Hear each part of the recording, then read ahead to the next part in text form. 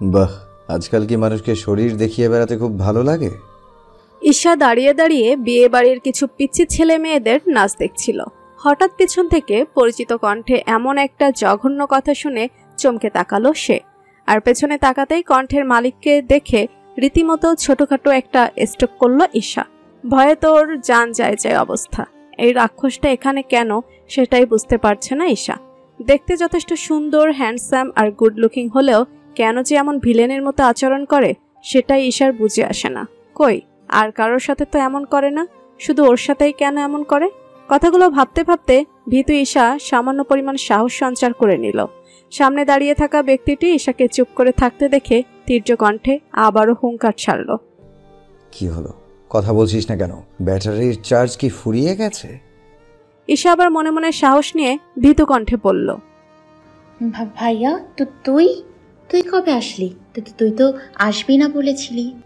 কেন, আমি এসে কি খুব বড় ক্ষতি করেছি? না না না, তা হবে কেন? আমি তো জাস্ট এমনিই জিজ্ঞেস করছিলাম, কারণ তুই তো বলেছিলি তুই আসবি না, তাই বলছিলাম আর কি।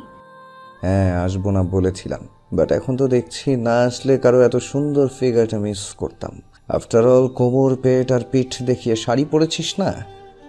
বলেই বাঁকা হাসলো আয়াস। তারপর চারপাশে একবার তাকিয়ে ঈশার কোমরে এক হাত রেখে এক টানে ঈশাকে নিজের বুকের সাথে মিশিয়ে নিল। ঈশা তো রীতিমতো লজ্জায় আর ভয়ে একবার আয়েশার মুখের দিকে তাকাচ্ছে তো আরেকবার নিজের কোমরের দিকে তাকাচ্ছে। কি করছে আয়েশা এটা? বিয়ে বাড়ির এত মানুষের ভিড়ে ওর সাথে এমন করার মানে কি? লোকজন কেমন করে তাকাচ্ছে? ঈশার তো লজ্জায় এখনই মাটির সাথে মিশে যেতে মন চাইছে। ঈশা নিজেকে আয়েশার কাছ থেকে ছাড়ানোর চেষ্টা করতে করতে চাপা স্বরে বলল, ভাইয়া এসব কি করছিস? ছাড়, সবাই দেখছে তো, প্লিজ ভাইয়া ছাড়। সবাই কিভাবে বলতো, প্লিজ ছাড় না। কিন্তু ঈশার কথা যেন আয়েশার কানেই পৌঁছালো না, বরং আয়াস আরও একটু শক্ত করে ঈশাকে নিজের সাথে চেপে ধরল। তারপর ঈশার কানের কাছে মুখ নিয়ে ফিসফিসিয়ে বলল, ছাড়তে বলছিস কেন? কেউ একজন এসে এভাবে কোমরে হাত রেখে জড়িয়ে ধরবে বলেই তো এমন কোমর দেখিয়ে শাড়ি পরেছিস, তাই না? সত্যি বলছি, তোকে আজ অনেক বেশি হট লাগছে।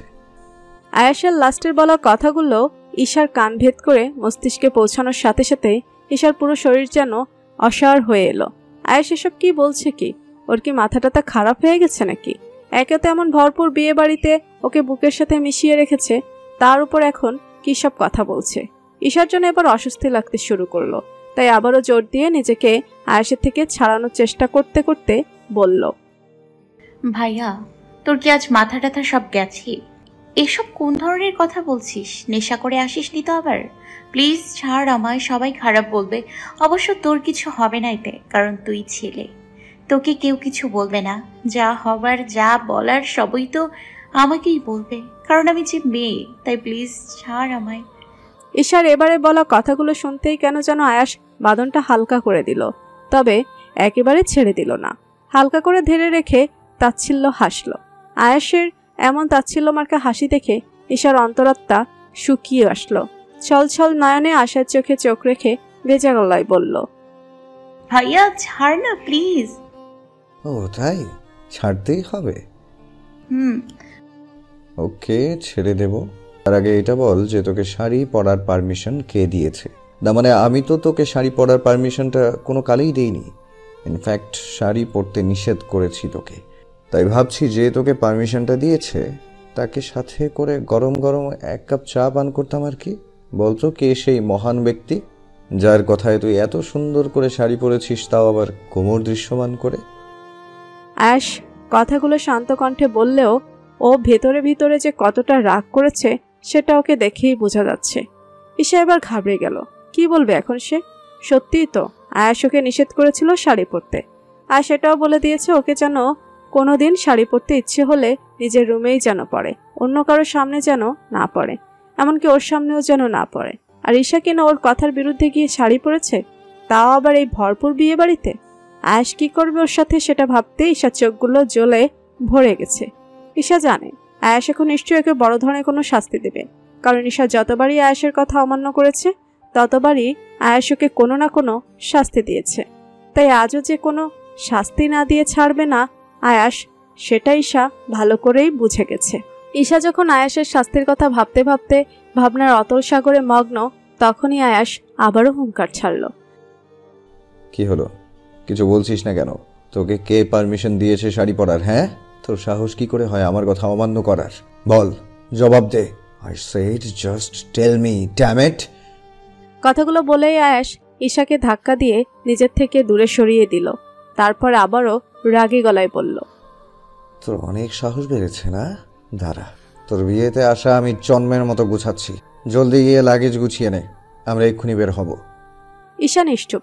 ঈশাকে চুপ করে দাঁড়িয়ে থাকতে দেখে আয়াস আবারও রাগী কণ্ঠে বলল, কি হলো, এখনো দাঁড়িয়ে আছিস কেন? যা, আই সেড গো। আয়াসের এমন ভুবন কাঁপানো ধমকে শুধু ঈশাই নয়, পুরো বিয়ে বাড়ি কেঁপে উঠল যেন। সবার দৃষ্টি এবার আয়াস আর ঈশাতেই আবদ্ধ হলো। আয়াসের এমন ব্যবহার যেন কেউই মেনে নিতে পারছে না, কারণ আয়াস খুবই ভদ্র এবং ভালো একজন ছেলে। ছোট বড় সবার সাথে খুব বিনয়ী এবং নম্র হয়ে কথা বলে, কিন্তু হঠাৎ এমন কি হয়ে গেল যে ঈশার সাথে এরকম আচরণ করছে, তাও আবার এই ভরা বিয়ে বাড়িতে? সেটাই কারো বুঝে আসছে না। আয়েশের এমন ব্যবহারে ঈশা এবার ভীষণ অপমান বোধ করলো। আয়েশ কিনা এতগুলো মানুষের সামনে ওর সাথে এমন বিহেভ করছে। ঈশার চোখ থেকে টুপ করে দুফোঁটা জল গড়িয়ে পড়ল। জলে টইটম্বুর চোখ নিয়ে আয়েশের দিকে তাকালো। আয়েশ রেগে আরো কিছু বলতে যাবে, তখনই ভিড় ঠেলে একজন মধ্যবয়স্ক মহিলা বেরিয়ে আসলেন। আয়েশকে দেখে মহিলাটি যেন বেশ অবাক হলেন, সাথে খুশিও হলেন অনেক, যেটা ওনার মুখ দেখেই বোঝা যাচ্ছে। মহিলাটি আয়েশের সামনে এসে আয়েশের কাঁধে হাত রেখে উৎফুল্ল কণ্ঠে বললেন, আয়াস বাবা, তুই এসেছিস? কখন এসেছিস? হ্যাঁ, এসেছি, এক্ষুনি আসলাম। যাক, ভালোই হয়েছে তুই এসেছিস দেখে আমার খুব ভালো লাগছে। চল ভেতরে চল। না ফুপি, আমি ভেতরে যাব না, আমি এখনই চলে যাব। আসলে আমি ঈশাকে নিতেই এসেছি। চল ঈশা। আয়েশের কথা শুনে মিনুর রহমান অর্থাৎ আয়েশের ফুফি বেশ অবাক হলেন। অবাক কণ্ঠে বললেন, মানে এখন চলে যাবি মানে কি? আর ঈশাকে নিতে এসেছিস মানেই বাকি? আর একটু পর গায়ে হলুদ, আর তুই বলছিস তুই ঈশাকে নিয়ে যেতে এসেছিস? এসবের মানে কি বাবা? আয়েশের মুখে নিজের চলে যাওয়ার কথা শুনে ঈশার খুবই মন খারাপ হলো। আর কিছুক্ষণ পরই তো হলুদের অনুষ্ঠান।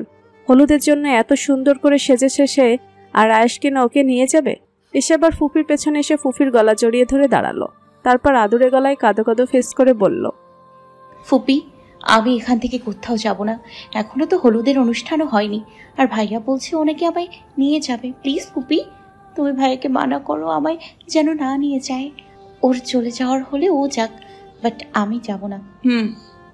মিনুর রহমান ভাইজির কথা শুনে হাসলেন।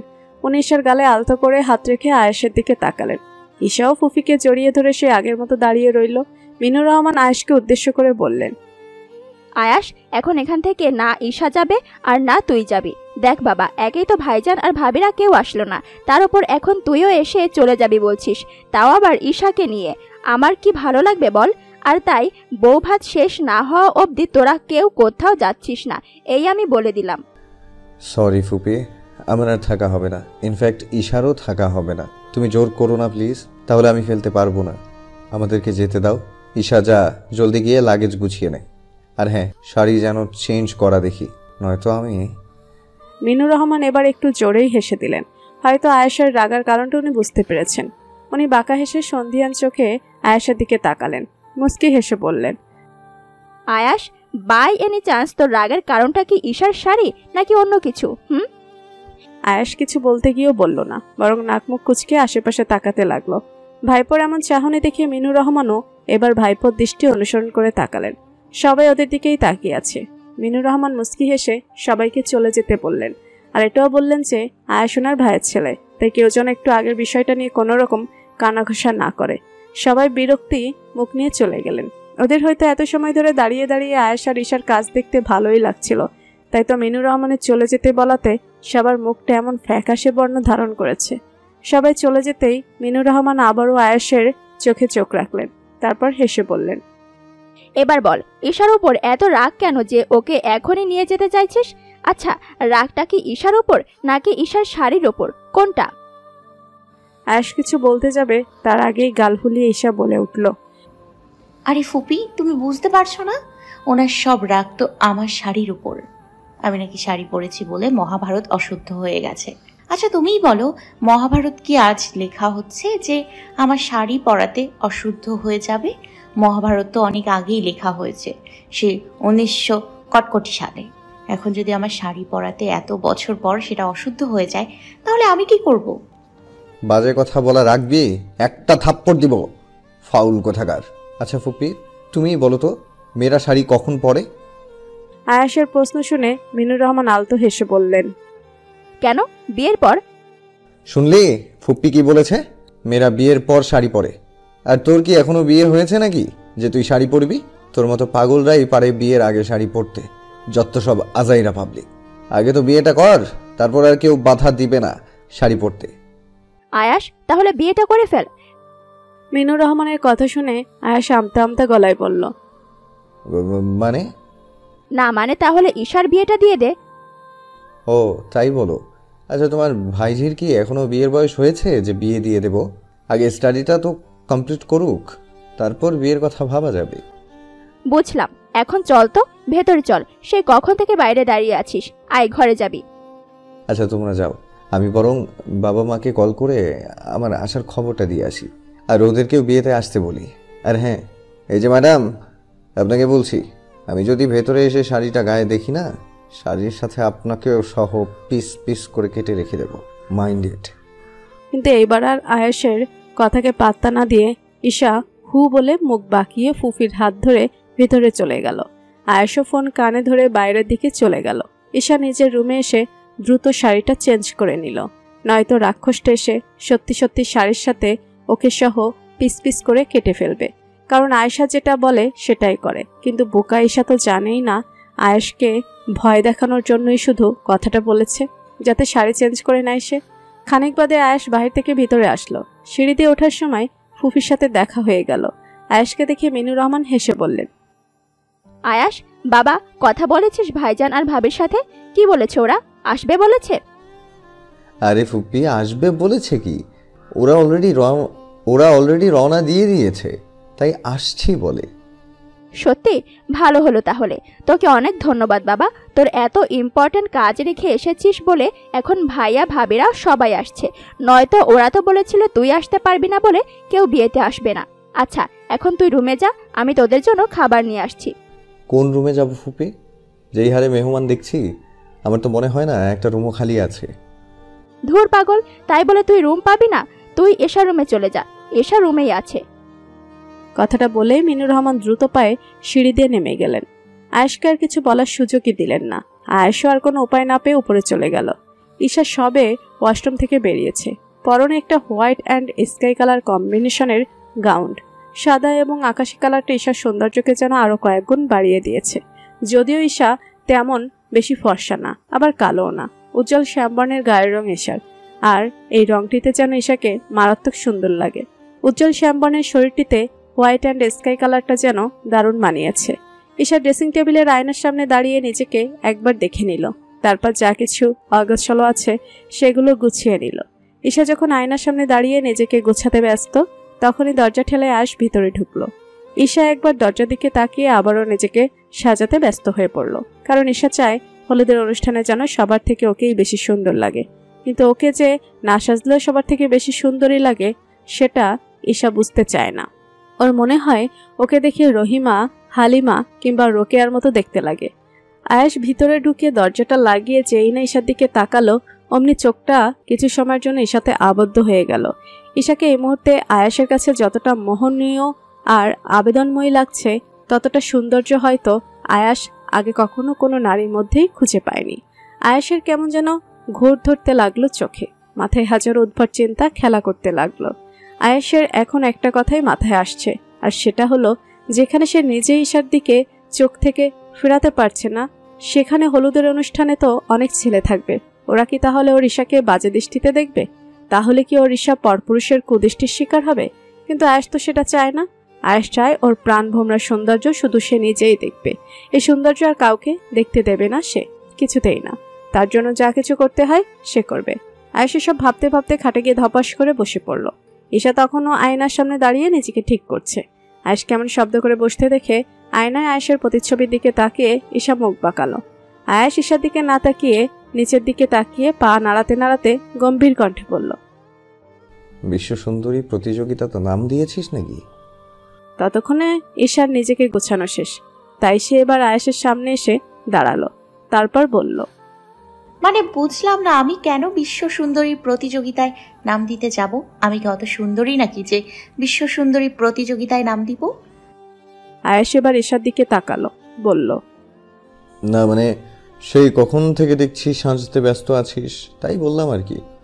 অবশ্য তুই ঠিকই বলেছিস, তুই কি অত সুন্দরী নাকি যে বিশ্ব সুন্দরী প্রতিযোগিতায় নাম দিবি? তোকে তো আম গাছের বিতনির মতো লাগছে, তোর দ্বারা এসব হবে না। তুই বরং ঘুমিয়ে পড়, সেটাই ভালো হবে। নয়তো দেখবি হলুদের অনুষ্ঠানে তোকে দেখে সবাই হাসছে। তার মানে আমাকে সুন্দর লাগছে, তাই না? ঈশার কথায় আয়েশ ঘোর আপত্তি জানিয়ে বলল, আমি কখন বললাম সেটা? আমি তো বলেছি তোকে। আয়েশকে পুরো কথা শেষ করতে না দিয়ে ঈশা বলল, থাক ভাইয়া, তোকে আর কষ্ট করে বলতে হবে না। আমি জানি আমাকে সুন্দর লাগছে অনেক, তাই তো তুই সুন্দর লাগছে না বললি। কারণ তুই তখনই আমাকে অসুন্দর বলিস যখন আমাকে অনেক বেশি সুন্দর লাগে। থ্যাঙ্কস বলে দেওয়ার জন্য। কই ইচ্ছে তোকে, আজ তো একটা পেতনির মতো লাগছে, তোকে নাকি আবার সুন্দর লাগছে। ঈশা রেগে আরো কিছু বলতে যাবে, তখনই মিনুর রহমান রুমে ঢুকলেন। ফুফিকে দেখে ঈশা আর কিছু বলল না। মিনুর রহমান ট্রাইটা সেন্টার টেবিলের উপর রেখে মুস্কি হেসে ঈশার দিকে তাকালেন, তারপর হেসে বললেন, বাহ, তোকে তো বেশ সুন্দর লাগছে রে ঈশা, মাশাল্লাহ, কারো নজর যেন না লাগে।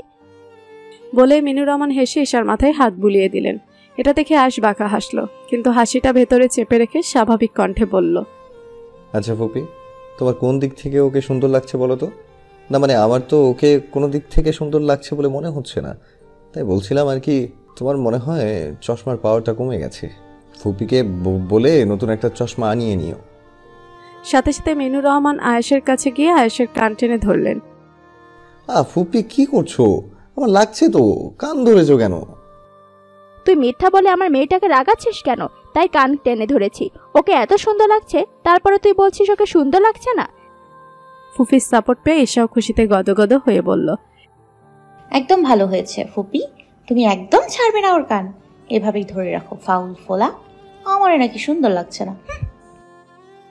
ফুপি এবার তো ছাড়ো। আচ্ছা আমি মিথ্যার কি বলেছি? আমি তো যেটা সত্যি সেটাই বলেছি। আচ্ছা এবার ছাড়ো, আমার খুব ক্ষুধা লেগেছে, খাবার এনে না খাইয়ে রাখবে নাকি? ফুপি আজকের মতো ছেড়ে দাও, বাচ্চা ছেলে এত করে বলছে যখন ছেড়ে দাও, নয়তো পরে দেখবে নাক টেনে টেনে কাঁদছে। ছেড়ে দাও। কিছুটা ভাব নিয়ে কথাগুলো বলল ঈশা। মিনুর রহমান হেসে বললেন, আচ্ছা ঠিক আছে, আজকের মতো ছেড়ে দিচ্ছি, আর যেন ওর সাথে এমন ফাজলামি না করিস, মনে থাকবে? হ্যাঁ হ্যাঁ, খুব মনে থাকবে। একবার বাড়িতে যেতে দাও, তারপর মজা দেখাবো। আয়েশের কথা শুনে ঈশা ভেঙচি কাটল। দেখা যাবে। আচ্ছা এখন হয়েছে, অনেক হয়েছে, এবার তোরা খাবার খেয়ে নে, নয়তো দেখা যাবে খাবার না খেয়ে থাকতে হচ্ছে সারা রাত। এই বলে মিনুর রহমান দরজাটা চাপিয়ে দিয়ে রুম ত্যাগ করলেন। আয়েশও এবার বসা থেকে উঠে দাঁড়ালো। আসার পর থেকে এখনো ফ্রেশ হওয়া হয়নি, তাই এখন ফ্রেশ হওয়া দরকার। যেই ভাবা সেই কাজ। আয়েশ সাথে আনা লাগেজটা থেকে একটা পাঞ্জাবি আর একটা পায়জামা বের করে নিয়ে ওয়াশরুমে চলে গেল। আয়েশ উঠে চলে যেতেই ঈশা এবার ধপাস করে খাটের উপর বসে পড়ল। তারপর নখ কামড়াতে কামড়াতে কিছু একটা ভেবে রহস্যময় হাসি দিল। কোনো একটা দুষ্টুবুদ্ধি যে মনে মনে আসছে, সেটা ঈশার মুখ দেখলেই বোঝা যাচ্ছে। ঈশা কয়েক সেকেন্ড ওয়াশরুমের দরজার দিকে তাকিয়ে থেকে মনে মনে বলতে লাগলো, চান্দু, আজ তুমি সবার সামনে আমাকে অনেক অপমান করেছো। নিহাত এটা বিয়ে বাড়ি বলে চুপ করে আছি, নয়তো তোমার ইট তোমার দিকেই ছুঁড়ে মারতাম পাটকেল হিসেবে। আগে বাড়িতে যাই, তারপরে শোধ তুলব আমি। যদি আজকের অপমানের শোধ না তুলি তো আমার নামও ঈশা না। কথাগুলো মনে মনে ভাবছে আর মুখে টেডি স্মাইল দিয়ে যাচ্ছে ঈশা। আয়েশ ওয়াশরুম থেকে বেরিয়ে ঈশাকে এভাবে বসে বসে কিছু একটা ভাবতে দেখে আর মুখে টেডি স্মাইল দেখে ওর বুঝতে দেরি হলো না ঈশা কোনো একটা দুষ্টু বুদ্ধি আসছে। আয়েশ হাসলো। এটা কখনোই বড় হবে না।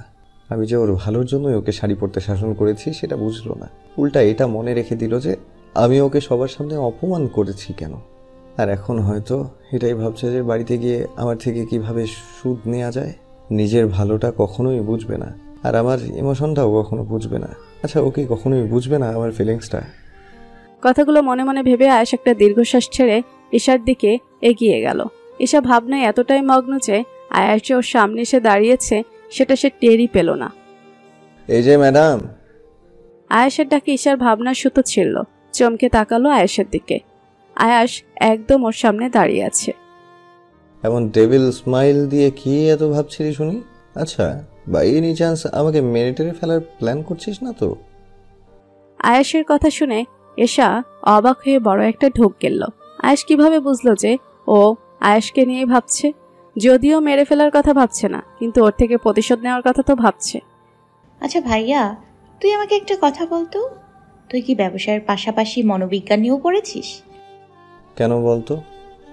না, আমি যখনই কিছু একটা নিয়ে ভাবি তুই দেখছি সব সময় একদম ঠিকঠাকভাবে বুঝে যাস, তাই জিজ্ঞেস করছিলাম। কথাটা বলেই ঈশার সাথে সাথে জিহ্বায় কামড় দিল। এই রে, এটা কি বলে ফেলেছে সে? কথার ফাঁকে যে কি বলে ফেলেছে নিজেও জানে না সেটা। তার মানে তুই আমাকে মেরে ফেলার কথাই ভাবছিলি? এমা, না না না, তা ভাববো কেন? তুই তো আমার একমাত্র ভাইয়া, তোকে কি আমি মেরে ফেলার কথা ভাবতে পারি বল? কি বললি? কই, কি বলেছি? একটু আগে ওটা কি যেন বললি, আমি ভালো করে শুনতে পাইনি, আবার বল। আমি তোর কি হই? না মানে আমার একমাত্র চাচাতো ভাইয়া। তখন চাচা তো শব্দটা কি বিদেশে ছিল যে মুখ দিয়ে আসতে পাসপোর্টের প্রয়োজন হচ্ছে? আর কখনো যদি ভাইয়া বলেছিস তো দেখবি কি করি। আরে এত রাগ করছিস কেন? ভাইয়া বলা আর চাচাতো ভাই বলা তো সেম কথা। যেটা বুঝিস না সেটা বলতে আসিস না। ভাইয়া বলা আর চাচাতো ভাই বলার মধ্যে অনেকটা পার্থক্য, সেটা বুঝার বয়স এখনো তোর হয়নি, তাই এমন বলছিস। বুঝলে কখনোই বলতিস না। আচ্ছা বাদ দে এসব, আয় খেয়ে নিবি। ঈশা আয়েশের কথার আগাগোড়া কিছুই বুঝল না, তাই আর কিছু না বলে চুপচাপ খাওয়ার প্রস্তুতি নিয়ে বসলো। আয়েশ হাতের টাওয়েলটা স্ট্যান্ডে রেখে সেন্টার টেবিলের উপর থেকে খাবারের ট্রেটা হাতে নিয়ে ঈশার মুখোমুখি খাটে বসলো। ঈশা যেই না জামার হাতে গুটিয়ে হাত ধুতে যাবে অমনি আয়েশ ধমকে উঠল। একদম হাত বাড়াবি না। মানে কি? তাহলে কি আমি খাবো না? আমি কি না খেয়ে থাকবো নাকি?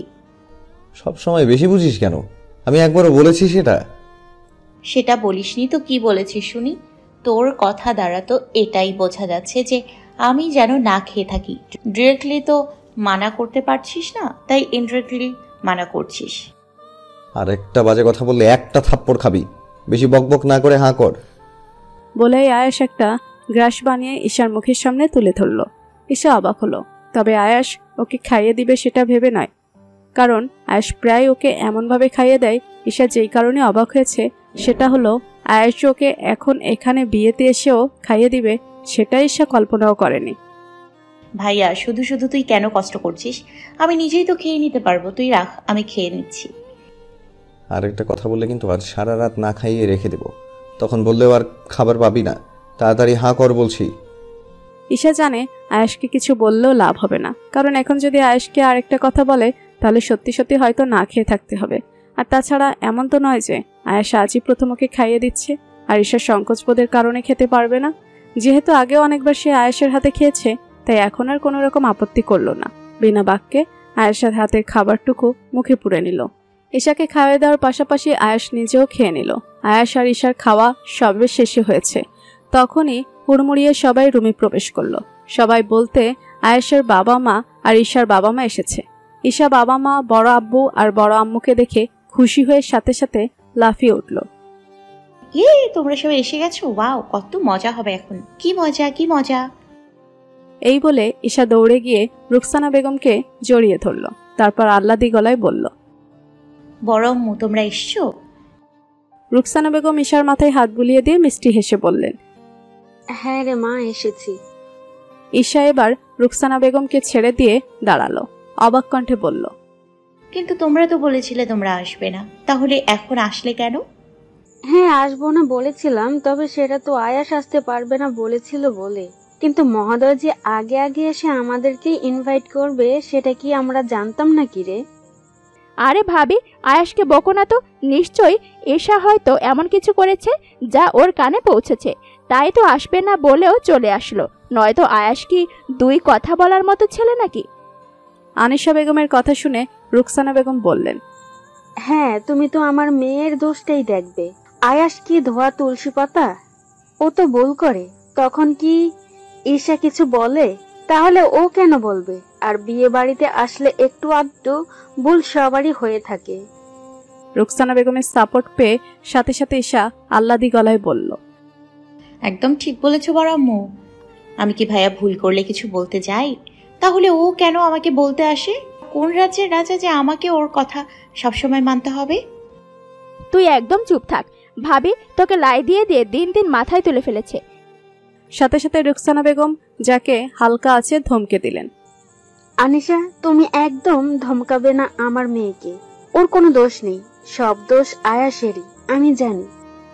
এতক্ষণ মহিলা পার্টিদের কথোপকথন চললেও এইবার রায়হান মাহমুদও মুখ খুললেন, তাও আবার ঈশার পক্ষ নিয়ে। একদম ঠিক, দোষ ঈশার নয়, আয়াসেরই। আমার ঈশা মা কি কোনো ভুল করতে পারে? বড় ভাইয়ের কথা শুনে এবার হাসান মাহমুদ আর চুপ থাকলেন না। আয়াসের পক্ষ হয়ে উনিও কয়েক লাইন যুক্তি ছুড়ে দিলেন। ভাইজান, তুমি কিন্তু ভুলে যাচ্ছ, আয়াসও কোনো ভুল করতে পারে না। ইনফ্যাক্ট আমার ছেলে বলে কথা। এসব তর্ক বিতর্ক করতে করতে এরই মধ্যে সবাই এসে খাটে বসেছে, তবে আয়েশ ছাড়া। আয়েশ খাটে না বসে সোফায় গিয়ে বসলো। ঈশান না খাটে বসতে হয়েছে আর না সোফায় বসতে হয়েছে। ঈশাকে রুকসানা বেগম ছোট বাচ্চাদের মতো করে কোলে নিয়ে বসেছেন, আর রায়হান মাহমুদ ওর মাথায় হাত বুলিয়ে দিচ্ছেন। এরপর দুই ভাই আর দুই চা মিলে আরো কিছু সময় এমন দুষ্টু মিষ্টি তর্কাতর্কি চালিয়ে গেল। আয়েশ কিছু বলছে না, শুধু ওদের কাণ্ড দেখে যাচ্ছে। আর তার চেয়েও বড় কথা হচ্ছে, ওর কখনো নিজের পক্ষে কিছু বলার প্রয়োজনই পড়ে না, কারণ ওর পক্ষ হয়ে বলার জন্য সবসময় ছোট মা আর চাচু তো আছেই। আসলে ওদের ফ্যামিলিতে এমনই, আয়েশের বাবা মা ঈশার পক্ষ হয়ে কথা বলবে, আর ঈশার বাবা মা আয়েশের পক্ষ হয়ে কথা বলবে। সবসময় আয়েশ আর ঈশা ওদের দুজনকে নিয়েই যেন চারজনের মধ্যে দুষ্টু মিষ্টি খুনসিটি লেগেই থাকে। আয়েশ যেমন রায়হান মাহমুদ আর রুকসানা বেগমের একমাত্র ছেলে, ঠিক তেমনই ঈশাও হাসান মাহমুদ আর আনিশা বেগমের একমাত্র মেয়ে। দুই ভাই আর দুই জায়ের মধ্যে এতটাই মিলমিশ যে কখনো সামান্য পরিমাণের মনোমালিন্য পর্যন্ত হয়নি। বর্তমান পরিস্থিতিতে মানুষ যেখানে নিজের ছেলে আর ছেলের বউয়ের সাথে একসাথে এক পরিবারে থাকতে পারছে না, সেখানে রায়হান মাহমুদ আর হাসান মাহমুদ পুরো ফ্যামিলি নিয়ে একসাথে সপরিবারে থাকছে, যাকে বলে যৌথ পরিবার। হ্যাঁ, আয়াশ আর ঈশা আপন চাচাতো ভাই বোন। বড় আম্মু, জানো আজ তোমার ছেলে কি করেছে? ঈশার কথা শুনে রোকসানা বেগম কিছু বলার আগেই রায়হান মাহমুদ বলে উঠলেন, কি করেছে মা? তোকে কি ওই বাদরটা মেরেছে? মারলে আমাকে বল, আমি এখনই ওর একটা ব্যবস্থা করব। হ্যাঁ মা, বল কি করেছে আয়াস? আমার অনুপস্থিতিতে আমার মেয়েকে মারা? বড় আব্বু আর বড় আম্মুর পক্ষ পেয়ে ঈশা আদুরে গলায় বলল, জানো ও না আমাকে এতগুলো মেহমানের সামনে ইনসাল্ট করেছে। কি? আমার মেয়েকে অপমান করেছে আয়াস? ওর এত বড় সাহস? হালকা রাগ করার অভিনয় করে কথাটা বললেন রায়হান মাহমুদ। তারপর আয়েশের দিকে তাকিয়ে ধমক দেওয়ার ভান করে বললেন, আয়াস, তুই ঈশাকে অপমান করেছিস কেন? আমরা নেই বলে তুই সুযোগ পেয়ে আমার মেয়েকে অপমান করেছিস। তোকে দেখবি, তোকে আমি তেলাপোকা কোর্টে দেব। আরও শাস্তি আছে, সেগুলো বিয়ে থেকে গিয়ে দেব।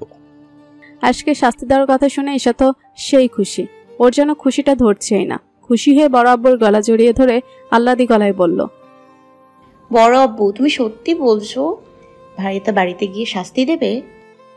রায়হান মাহমুদ ঈশার কপালে একটা চুমু এঁকে দিয়ে বললেন, হ্যাঁ মা, আয়াসকে বাড়িতে গিয়ে বড় শাস্তি দেব। ইয়ে, ভাইকে শাস্তি দেবে, বাড়িতে গিয়ে শাস্তি দেবে, আমার লক্ষ্মী বড় আব্বু। ভাইজান, তুমি কিন্তু এটা ঠিক করছো না। ঈশার কথাই তুমিও সায় দিচ্ছ। হাসান মাহমুদের কথা শুনে ঈশা মন খারাপ করে বলল, আব্বু, তুমি আমায় একটু ভালোবাসো না? তুমি সবসময় ভাইয়ার হয়ে কথা বলো। বড় আব্বু আর বড় আম্মু শুধু আমার পক্ষে কথা বলে। তুমিও ভালো না, আম্মুও ভালো না, তোমরা পচা। শুধু বড় আব্বু আর বড় আম্মুই ভালো। আয়াস এতক্ষণ চুপ করে ঈশার কাজকর্ম দেখে যাচ্ছিল। এতক্ষণে সে মুখ খুলল, এই যে ড্রামা কুইন, আপনার ড্রামা কি শেষ হয়েছে নাকি আরো বাকি আছে? হ্যাঁ, হাসছে মুখ বাঁকাতে। এত সুন্দর হোসনি যে আমাকে মুখ বাঁকাবি। তোর চোখ বোধহয় খারাপ হয়ে গেছে, তাই এমন বলছিস। আমি সুন্দর না তো কে সুন্দর? রাখতো তোর বাজে কথা। বাবা, মা, চাচু, ছোট মা, চলো নিচে যাই। হলুদের অনুষ্ঠান মনে হয় শুরু হওয়ার সময় হয়েছে। আচ্ছা, তোমরা খাবার খেয়েছো তো? হ্যাঁ রে বাবা, আমরা খেয়েছি। আসার সাথে সাথেই তো মিনু আপা খেতে বসিয়ে দিয়েছে আমাদের, তাই খেয়ে তারপরই আমরা উপরে আসলাম। ওকে, চলো তাহলে। মিস ড্রামা কুইন, আপনার ড্রামা শেষ হয়ে থাকলে আপনিও চলুন। বড় বউ দেখো না ভাই আমাকে কি বলছে, আমি নাকি নাটক করছি। আচ্ছা তোমরাই বলো আমি কি নাটক করছি? রাহান মাহমুদ রাগে রাগে ভাব নিয়ে বললেন। আয়াস, তুই কিন্তু মার খাবি। সবসময় ঈশার পিছনে লাগিস কেন বলতো? সাথে সাথে হাসান মাহমুদ আয়েশের পক্ষে বলে উঠলেন। ঈশা, তুই সবসময় সব কিছুতে নালিশ কেন করিস বলতো? আয়াস কি এমন বলেছে? হ্যাঁ, ও তো জাস্ট মজা করছিল, তুইও না? হাসান, তুই আমার সামনে ঈশা মাকে বকছিস, তোর তো সাহস কম না? আয়াসের সাথে সাথে তোরও শাস্তি হবে, দেখিস। হাসান মাহমুদ জানে ভাই তার কেন এমন বলছে। ঈশাকে খুশি করতে যে এমন বলছে সেটা কারো অজানা নয়। তাই উনি অন্যদিকে তাকিয়ে হাসলেন, কারণ ঈশাকে দেখিয়ে হাসলে ঈশা আরো চটে যাবে। সবাই কথা বলতে বলতে হলুদের অনুষ্ঠানে চলে আসলো। এত সময় ধরে আয়াস আর ঈশার মধ্যে হারজিত লড়াই হলেও এখন দুজনকে দেখে মনে হচ্ছে যেন একই সুতোয় বাঁধা। আয়াস ঈশার হাত ধরে রেখেছে, যেখানেই যাচ্ছে ঈশার হাত ধরে ওকে সহ সাথে নিয়ে যাচ্ছে। মনে হচ্ছে ছেড়ে দিলেই কোথাও হারিয়ে যাবে। আসলে হলুদের অনুষ্ঠানে এত বেশি ছেলে ঘুরঘুর করছে যে ঈশাকে এখানে একা ছাড়া আয়াসের সেফ মনে হচ্ছে না, তাই ওর হাত ধরে রেখেছে। ঈশা প্রথমে ছাড়াতে চাইলো, পরে কিছু একটা ভেবে আর কোনো রকম ছাড়া পাওয়ার চেষ্টা করলো না। হলুদের অনুষ্ঠান শেষ হয়েছে প্রায় 1টা নাগাদ। আজ বিয়ে, তাই সকাল থেকেই আয়াস প্রচুর পরিমাণে দৌড়াদৌড়ি করছে, কারণ আর একটু পরেই বরযাত্রী এসে যাবে। সবকিছু দেখে নেওয়া তো উচিত। আফটার অল একমাত্র ফুফাতো বোনের বিয়ে বলে কথা, তাই একটু আধটু দৌড়াদৌড়ি না করলে কি হয়। ঈশা সকাল থেকে আয়েশকে একবারও দেখতে না পেয়ে অলরেডি আম্মু আর বড় আম্মুর কাছে কয়েকবার জিজ্ঞেস করে ফেলেছে। দুজনেরই একই কথা, আয়েশকে ওরা সকাল থেকে দেখেনি। ঈশার জন্য এবার মন খারাপ হতে লাগলো।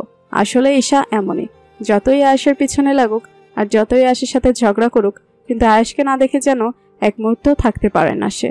এখনও তার ব্যতিক্রম হলো না। আম্মু আর বড় আম্মুর কাছে কয়েকবার আয়েশের খোঁজ নিয়ে যখন পজিটিভ উত্তর পেল না, তখন নিজেই আয়েশকে পুরো বিয়ে বাড়ি খুঁজে আসলো, কিন্তু আফসোস কোথাও আয়েশকে খুঁজে পেল না। ঈশা যখনই মন খারাপ করে বাড়ির ভেতরে ঢুকছিল, তখনই পেছন থেকে কেউ একজন বলে উঠল, এক্সকিউজ মি। একটা পুরুষালী কণ্ঠ কানে আসতেই ঈশা চমকে পিছনে ফিরে তাকালো, কারণ ঈশা বুঝতে পেরেছে সম্বোধনটা ওকেই করা হয়েছে। জি, আমাকে বলছেন? হ্যাঁ, আচ্ছা তুমি ঈশা না, আয়েশার ছোট বোন?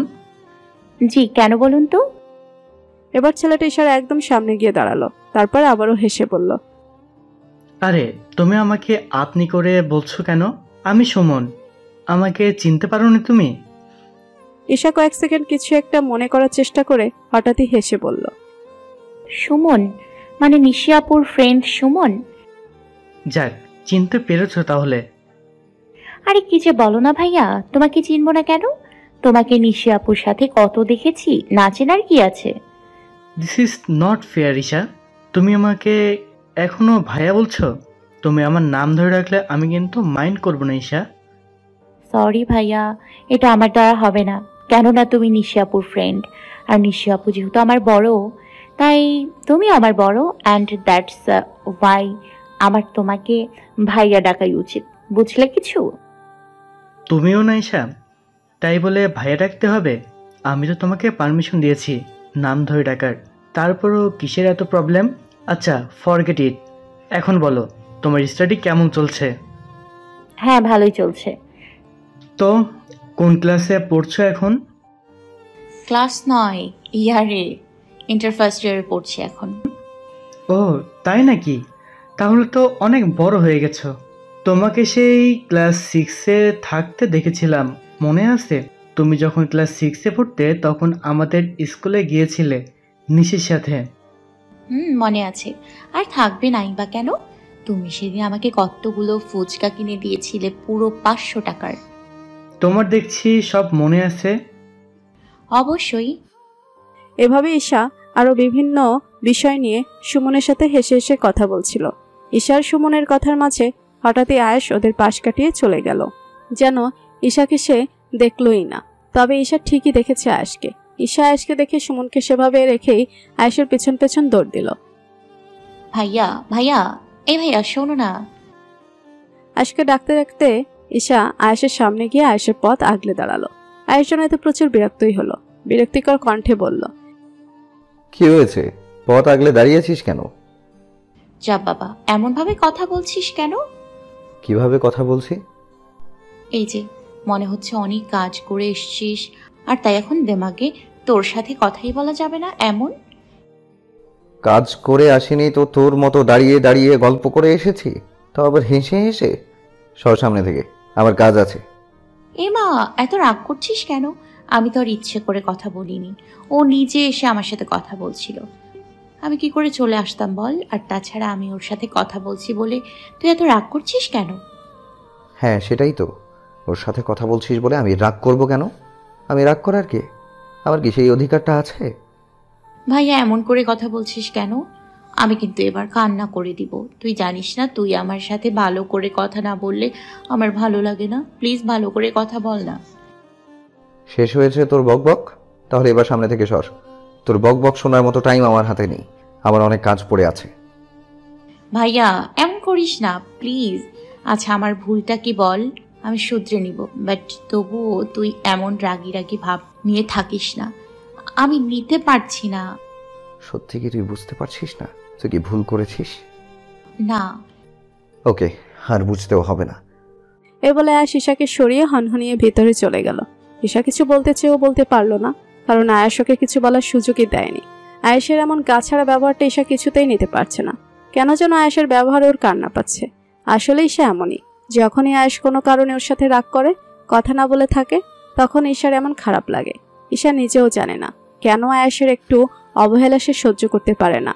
আয়াস তো সবসময় ওকে ধমকায়, সবসময় ওকে কড়া শাসনের মধ্যে রাখে, তাহলে কেন তারপরেও আয়াসের একটু অবহেলা সে সহ্য করতে পারে না? ঈশা টলমল চোখ নিয়ে সোজা উপরের রুমে চলে আসলো, তবে সবার আড়ালে, কেউ যেন টের না পায় তার জন্য মুখে কৃত্রিম হাসিটা ঝুলিয়ে রেখেছে। সারাদিন এভাবে হই হুল্লোড় আর ব্যস্ততায় কেটে গেল। সন্ধ্যার আগে আগে নিশিকেও বের করে দেওয়া হয়েছে, অর্থাৎ কনে বিদায় যাকে বলে আর কি। কনে বিদায়ের কিছু সময় পরেই আয়াস সবাইকে নিয়ে বাড়ির উদ্দেশ্যে বেরিয়ে গেল। যদিও ফুফি অনেক বলেছে থেকে যেতে, কিন্তু আয়াসের নাকি কাল একটা ইম্পর্টেন্ট মিটিং আছে, তাই সবাই চেয়েও আর থাকতে পারল না। মূলত যে মিটিংটার জন্য আয়াস বিয়েতে অ্যাটেন্ড করতে পারবে না বলেছিল, সেটাই কাল ফিক্সড করেছে আয়াস। কারণ আয়াস চায়নি ওর কারণে ফুফিরা কেউ কষ্ট পাক, আর সে জানতো যদি সে বিয়েতে না আসতো তাহলে ফ্যামিলির কেউই আসতো না, ফলে ফুফি, ফুফা আর নিশি কষ্ট পেত, যেটা আয়াস কিছুতেই চায়নি। তাই তো নিজের কোটি টাকার ডিলটা একদিন ডিলে করে ফুফাতো বোনের বিয়েতে অ্যাটেন্ড করেছে। আয়াসরা বিয়ে থেকে এসেছে আজ 3 দিন, আর আশ্চর্যের বিষয় হলো এই 3 দিনে আয়াস ঈশার সাথে কোনো কথা বলেনি। আগে তো সবসময় ঈশাকে এটা ওটা বলে জ্বালাতো, আর ঈশার কোনো ভুল দেখলে ঈশাকে শাসন করতো, বকতো। কিন্তু বিয়ে থেকে আসার পর থেকে কেন যেন আয়াস এসবের কিছুই করছে না, শুধু নিজেকে নিয়ে ব্যস্ত থাকছে। বাকি সবার সাথে নর্মাল বিহেভ করলেও ঈশার সাথে কোনো রকম কথাই বলছে না সে। ঈশা নামের কোনো মানুষ যে এই বাড়িতে আছে সেটা যেন আয়াসের মনেই নেই। রোজকার মতো আজও আয়াস অফিস থেকে এসে সোজা নিজের রুমে চলে গেল। আয়াস যখন বাসায় ঢুকলো, ঈশা তখন ড্রয়িং রুমের সোফাতেই বসা ছিল, কিন্তু ঈশার দিকে একবার তাকালো না পর্যন্ত। এমন নয় যে আয়াস ঈশাকে দেখতে পায়নি, কারণ মেইন দরজা থেকে সিঁড়ির দিকে যাওয়ার পথে ড্রয়িং রুমের সোফাগুলোতে কেউ বসে থাকলে সেটা স্পষ্ট দেখা যাবে। ইনফ্যাক্ট সোফাগুলোর পাশ দিয়েই যেতে হয় ভিতরে। আয়াসকে এমনভাবে না দেখার ভান করে চলে যেতে দেখে ঈশার প্রচুর রাগ হলো। এমনভাবে আর চলতে দেওয়া যায় না। ভাইয়া এমন করছে কেন? বিয়ে থেকে আসার পর থেকে দেখছি আমার সাথে কথা বলছে না। কই, অন্য সবার সাথে তো ঠিকই কথা বলছে, তাহলে আমার দোষ কি? আমি কি এমন করেছি যে আমার সাথে কথা বলা যায় না? আজ এর একটা বিহিত করতেই হবে। কথাগুলো ভেবে ঈশা উঠে কিচেনের দিকে গেল। কিচেনে তখন রুকসানা বেগম আর আনিশা বেগম রাতের জন্য রান্না করছিলেন। ঈশাকে এমন সময় হঠাৎ কিচেনে দেখে দুই যা অবাক হয়ে একে অপরের মুখের দিকে তাকালো। কয়েক সেকেন্ড চুপ করে তাকিয়ে থেকে রুকসানা বেগম নিজেই বলে উঠলেন, কি ব্যাপার, আমার মেয়েটা আজ রান্নাঘরে কেন? কিছু কি লাগবে? হ্যাঁ বড় আম্মু। তো কি লাগবে শুনি? আরে ভাবি, তুমি ওর কথায় কান দিও না তো। ওর তো বসে বসে আর কোনো কাজ নেই, শুধু শুধু আজাইরা কথা বলবে। এটা খেতে ইচ্ছে করছে, ওটা খেতে ইচ্ছে করছে, এসবই বলবে, আমি জানি। মায়ের কথা ঈশা কিছুটা বিরক্তি নিয়ে বলল, আম্মু তুমি চুপ থাকো তো, ননস্টপ বক বক করেই যাচ্ছ তো করেই যাচ্ছ। বড় আম্মু, হ্যাঁ মা বল। আমাকে 1 কাপ কড়া করে চা দাও তো, আমার জন্য না, ভাইয়ার জন্য। একটু কষ্ট করে বানিয়ে দেবে? আরে সেটা আবার এমন করে বলতে হয় পাগলি? তুই দাঁড়া, আমি এক্ষুনি বানিয়ে দিচ্ছি। ঈশাকে চা নিতে আসতে দেখে আনিশা বেগম সন্দিহান গলায় বললেন, আয়াস এসে গেছে? আচ্ছা, সত্যি তুই আয়াসের জন্য চা নিতে এসেছিস নাকি আয়াসের নাম করে তোর জন্য নিতে এসেছিস? হ্যাঁ? রুকসানা বেগম প্রতিবাদ করে বললেন,